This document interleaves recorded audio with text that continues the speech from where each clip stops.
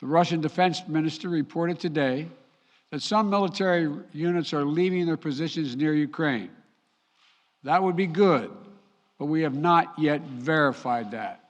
We have not yet verified the Russian military units are returning to their home bases. Indeed, our analysts indicate that they remain very much in a threatening position.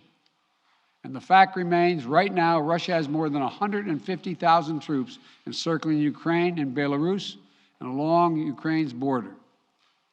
An invasion remains distinctly possible. The United States and NATO are not a threat to Russia. Ukraine is not threatening Russia. Neither the U.S. nor NATO have missiles in Ukraine. We do not have plans to put them there as well. We're not targeting the people of Russia. We do not seek to destabilize Russia.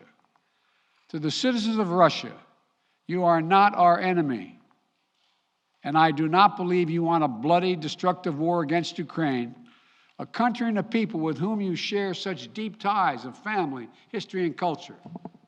If Russia does invade in the days and weeks ahead, the human cost for Ukraine will be immense.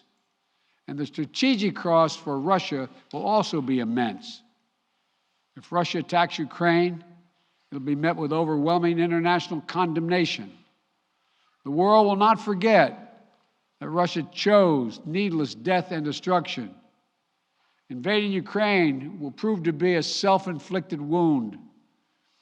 The United States and our allies and partners will respond decisively. The West is united and galvanized.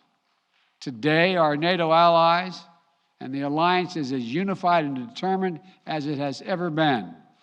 And make no mistake, the United States will defend every inch of NATO territory with the full force of American power. An attack against one NATO country is an attack against all of us. And the United States' commitment to Article 5 is sacrosanct. But the American people understand that defending democracy and liberty is never without cost.